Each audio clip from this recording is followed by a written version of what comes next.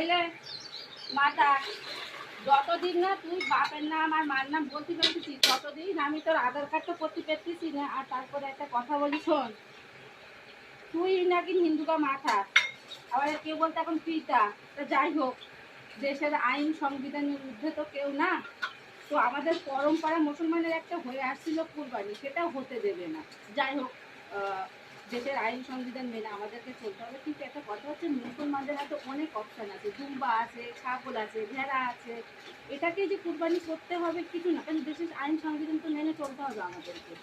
তা যাই হোক, আজকে দেখো মুসলমানদের কুরবানি দিতে দেবে না কোনো মুসলমান। আজ ডিস্টেল থাকছে কোনো মুসলমান, আজ রাস্তায় মিছিল বার করছে কোনো মুসলমান, আজ দড়ি নিয়ে দৌড়চ্ছে যে আত্মহত্যা করবো, কেউ না। কারা যাচ্ছে বলো তো? আমারই হিন্দু ভাই বোনেরা, মায়েরা, তারাই অ্যাকচুয়ালি দড়ি নিয়ে দৌড়চ্ছে, ডিস্টেল খাচ্ছে, বলছে জীবন দিয়ে দেবো, এত টাকা ঋণ।